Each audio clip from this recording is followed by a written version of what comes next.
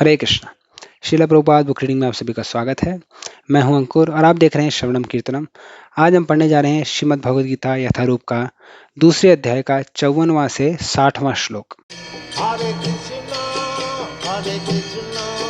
कृष्ण कृष्ण हरे हरे। 54वां श्लोक। अर्जुन उवाच स्थितप्रज्ञास्य का भाष समाधिस्थस्य केशव स्थितद्धि किम प्रभाषेति किमासीत व्रजेत किम। अर्थात अर्जुन ने कहा, हे कृष्ण, अध्यात्म में लीन चेतना वाली व्यक्ति यानी स्थित प्रज्ञ के क्या लक्षण हैं? वह कैसे बोलता है तथा उसकी भाषा क्या है? वह किस तरह बैठता और चलता है? तात्पर्य: जिस प्रकार प्रत्येक व्यक्ति के उसकी विशिष्ट स्थिति के अनुसार कुछ लक्षण होते हैं, उसी प्रकार कृष्ण भावना भावित पुरुष का भी विशिष्ट स्वभाव होता है, यथा उसका बोलना, चलना, सोचना आदि। जिस प्रकार धनी पुरुष के कुछ लक्षण होते हैं जिनसे वह धनवान जाना जाता है, जिस तरह रोगी अपने रोग के लक्षणों से रुग्ण जाना जाता है या कि विद्वान अपने गुणों से विद्वान जाना जाता है, उसी तरह कृष्ण की दिव्य चेतना से युक्त व्यक्ति अपने विशिष्ट लक्षणों से जाना जाता है। इन लक्षणों को भगवद गीता से जाना जा सकता है, किंतु सबसे महत्वपूर्ण बात यह है कि कृष्ण भावना भावित व्यक्ति किस तरह बोलता है, क्योंकि वाणी ही किसी मनुष्य का सबसे महत्वपूर्ण गुण है। कहा जाता है कि मूर्ख का पता तब तक नहीं चलता जब तक वह बोलता नहीं। एक बने ठने मूर्ख को तब तक नहीं पहचाना जा सकता जब तक वह बोले नहीं, किंतु बोलते ही उसका यथार्थ रूप प्रकट हो जाता है। कृष्ण भावना भावित व्यक्ति का सर्व प्रमुख लक्षण यह है कि वह केवल कृष्ण तथा उन्हीं से संबंध विषयों के बारे में बोलता है।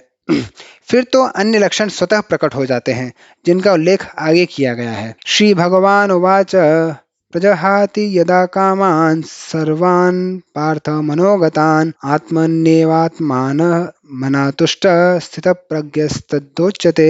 अर्थात श्री भगवान ने कहा, हे पार्थ, जब मनुष्य मनोधर्म से उत्पन्न होने वाली इंद्रिय तृप्ति की समस्त कामनाओं का परित्याग कर देता है और जब इस तरह से विशुद्ध हुआ उसका मन आत्मा में संतोष प्राप्त करता है, तो वह विशुद्ध दिव्य चेतना को प्राप्त यानी स्थित प्रज्ञ कहा जाता है। तात्पर्य: श्रीमद् भागवतम में पुष्टि हुई है कि जो मनुष्य पूर्णतया कृष्ण भावना भावित यह भगवत भक्त होता है, उसमें महर्षियों के समस्त सद्गुण पाए जाते हैं, किंतु जो व्यक्ति अध्यात्म में स्थित नहीं होता उसमें एक भी योग्यता नहीं होती, क्योंकि वह अपने मनोधर्म पर ही आश्रित रहता है। फलतः यह ठीक ही कहा गया है कि व्यक्ति को मनोधर्म द्वारा कल्पित सारी विशेष वासनाओं को त्यागना होता है। कृत्रिम साधन से इनको रोक पाना संभव नहीं, किंतु यदि कोई कृष्ण भावनामृत में लगा हो तो सारी विषय वासनाएं स्वतः बिना किसी प्रयास के दब जाती हैं। अतः मनुष्य को बिना किसी झिझक के कृष्ण भावनामृत में लगना होगा, क्योंकि यह भक्ति उसे दिव्य चेतना प्राप्त करने में सहायक होगी। अत्यधिक उन्नत जीवात्मा यानी महात्मा अपने आप को परमेश्वर का शाश्वत दास मानकर आत्मतुष्ट रहता है। ऐसे आध्यात्मिक पुरुष के पास भौतिकता से उत्पन्न एक भी विषय वासना भटक नहीं पाती। वह अपने को निरंतर भगवान का सेवक मानते हुए सहज रूप में सदैव प्रसन्न रहता है। 56वां श्लोक। दुखेष्व अनुद्विग्नमनः सुखेषु विगतस्पृहः वीतराग भय क्रोध स्थित धीर मुनिरुच्यते। अर्थात जो त्रय तापों के होने पर भी मन में विचलित नहीं होता अथवा सुख में प्रसन्न नहीं होता और जो आसक्ति, भय तथा क्रोध से मुक्त है, वह स्थिर मन वाला मुनि कहलाता है। तात्पर्य: मुनि शब्द का अर्थ है वह जो शुष्क चिंतन के लिए मन को अनेक प्रकार से उद्वेलित करे किंतु किसी तथ्य पर न पहुंच सके।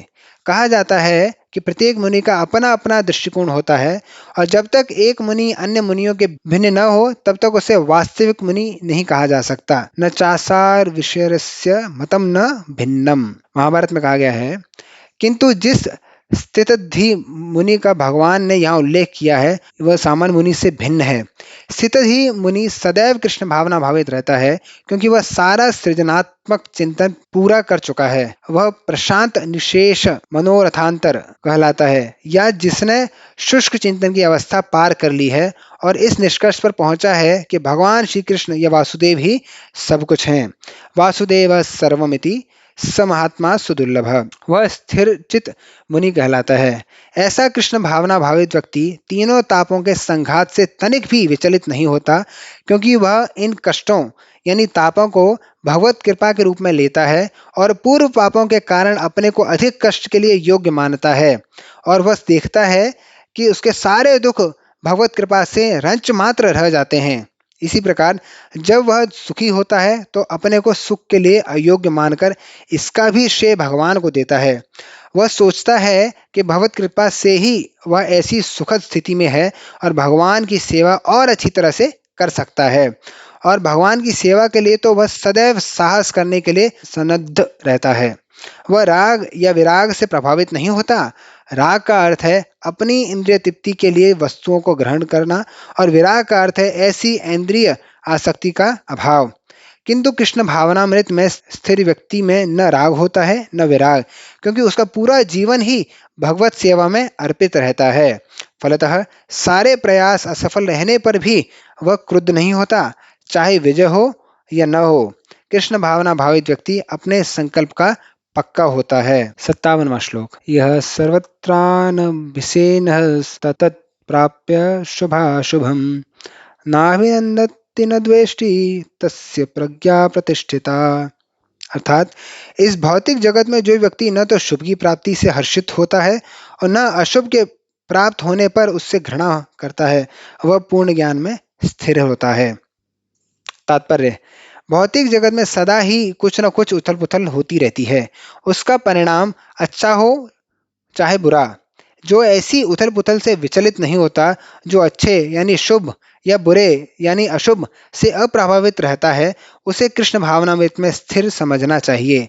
जब तक मनुष्य इस भौतिक संसार में है तब तक अच्छाई या बुराई की संभावना रहती है, क्योंकि यह संसार द्वैत यानी द्वंद्वों से पूर्ण है। किंतु जो कृष्ण भावनामृत में स्थिर है वह अच्छाई या बुराई से अछूता रहता है, क्योंकि उसका सरोकार कृष्ण से रहता है जो सर्वमंगलमय है। ऐसे कृष्ण भावनामृत से मनुष्य पूर्ण ज्ञान की स्थिति प्राप्त कर लेता है, जिसे समाधि कहते हैं। 58वां श्लोक। यदा संहृते चायं कूर्मघ्नानीव सर्वशः इंद्रियाणीन्द्रियाणेतेभ्यस्तस्य प्रज्ञा प्रतिष्ठिता। अर्थात जिस प्रकार कछुआ अपने अंगों को संकुचित करके खोल के भीतर कर लेता है, उसी तरह जो मनुष्य अपनी इंद्रियों को इंद्रिय विषयों से खींच लेता है वह पूर्ण चेतना में दृढ़तापूर्वक स्थिर है। तात्पर्य: किसी योगी, भक्त या आत्मसिद्धि व्यक्ति की कसौटी यह है कि वह अपनी योजना के अनुसार इंद्रियों को वश में कर सके। किंतु अधिकांश व्यक्ति अपनी इंद्रियों के दास बने रहते हैं और इंद्रियों के ही कहने पर चलते हैं। यह है उत्तर इस प्रश्न का कि योगी किस प्रकार स्थिर होता है। इंद्रियों की तुलना विषैले सर्पों से की गई है। वे अत्यंत स्वतंत्रता पूर्वक तथा बिना किसी नियंत्रण के कर्म करना चाहती हैं। योगी या भक्त को इन सर्पों को वश में करने के लिए एक सपेरे की भांति अत्यंत प्रबल होना चाहिए। वह उन्हें कभी भी कार्य करने की छूट नहीं देता। शास्त्रों में अनेक आदेश हैं, उनमें से कुछ करो तथा कुछ न करो से संबंध हैं। जब तक कोई इन करो या न करो का पालन नहीं कर पाता और इंद्रिय भोग पर संयम नहीं बरतता है, तब तक उसका कृष्ण भावनामृत में स्थिर हो पाना असंभव है।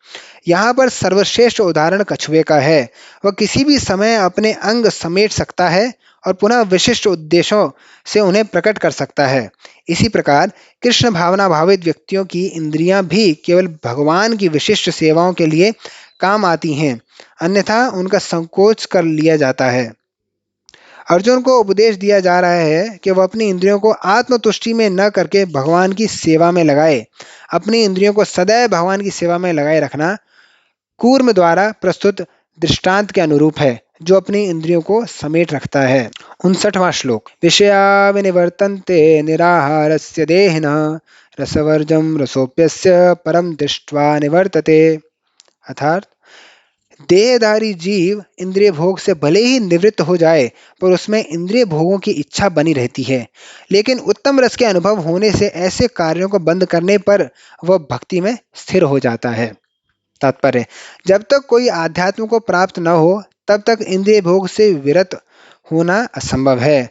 विधि विधानों द्वारा इंद्रिय भोग को संयमित करने की विधि वैसी ही है जैसे किसी रोगी के किसी भोज्य पदार्थ खाने पर प्रतिबंध लगाना, किंतु इससे रोगी की न तो भोजन के प्रति रुचि समाप्त होती है और न वह ऐसा प्रतिबंध लगाया जाना चाहता है। इसी प्रकार अल्पज्ञानी व्यक्तियों के लिए इंद्रिय संयमन के लिए अष्टांग योग जैसी विधि की समस्तुति की जाती है, जिसमें यम, नियम, आसन, प्राणायाम, प्रत्याहार, धारणा, ध्यान आदि सम्मिलित हैं।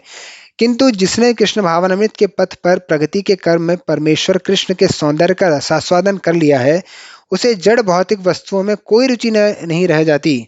अतः आध्यात्मिक जीवन में ये सारे प्रतिबंध अल्पज्ञानी नवदीक्षितों के लिए हैं। ऐसे प्रतिबंध तभी तक ठीक हैं जब तक कृष्ण भावनामृत में रुचि जागृत नहीं हो जाती, और जब वास्तव में रुचि जग जाती है तो मनुष्य में स्वतः ऐसी वस्तुओं के प्रति अरुचि उत्पन्न हो जाती है। 60वां श्लोक। यततो येऽपि कौन्तेय पुरुषस्य विपश्चितः इंद्रियाणि प्रमाथीनि हरन्ति प्रसभं मनः। अर्थात, हे अर्जुन, इंद्रियां इतनी प्रबल तथा वेगवान हैं कि वे उस विवेकी पुरुष के मन को भी बलपूर्वक हर लेती हैं जो उन्हें वश में करने का प्रयत्न करता है। तात्पर्य: अनेक विद्वान ऋषि, दार्शनिक तथा आध्यात्मवादी इंद्रियों को वश में करने का प्रयत्न करते हैं, किंतु उनमें से बड़ा भी कभी-कभी विचलित मन के कारण इंद्रिय भोग का लक्ष्य बन जाता है। यहाँ तक कि विश्वामित्र जैसे महर्षि तथा पूर्ण योगी को भी मेनका के साथ विषय भोग में प्रवृत्त होना पड़ा, यद्यपि वे इंद्रिय निग्रह के लिए कठिन तपस्या तथा योग कर रहे थे। विश्व इतिहास में इसी तरह के अनेक दृष्टांत हैं। अतः पूर्णतया कृष्ण भावना भावित हुए बिना मन तथा इंद्रियों को वश में कर सकना अत्यंत कठिन है। मन को कृष्ण में लगाए बिना मनुष्य ऐसे भौतिक कार्यों को बंद नहीं कर सकता। परम साधु तथा भक्त यमुनाचार्य ने एक व्यवहारिक उदाहरण प्रस्तुत किया। वे कहते हैं, यद्वदि मम चेत कृष्ण पदारविंदे नवन वर्ष धाम्नोद्यतम रंतुमासीद तद्वदि बत नारी संगमे स्मर्यमाने भवति मुख विकार सुषुष्टु निष्ठीवनम च। अर्थात, जब से मेरा मन भगवान कृष्ण के चरणार विंदों की सेवा में लग गया है और जब से मैं नित्य नव दिव्य रस का अनुभव करता रहा हूँ, तब से स्त्री प्रसंग का विचार आते ही मेरा मन उधर से फिर जाता है और मैं ऐसे विचार पर थू थू करता हूँ। कृष्ण भावनामृत इतनी दिव्य सुंदर वस्तु है कि इसके प्रभाव से भौतिक भोग स्वतः नीरस हो जाता है। यह वैसा ही है जैसे कोई भूखा मनुष्य प्रचुर मात्रा में पुष्टिदायक भोजन करके अपनी भूख मिटा ले। महाराज अम्बरीश भी परम योगी दुर्वासा मुनि पर इसलिए विजय पा सके क्योंकि उनका मन निरंतर कृष्ण भावनामृत में लगा रहता था।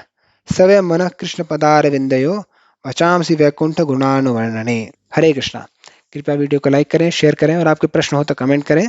पूरी भगवद गीता सुनने के लिए प्लेलिस्ट में जाएं और हमारे चैनल को प्लीज़ सब्सक्राइब करें। हरे कृष्ण।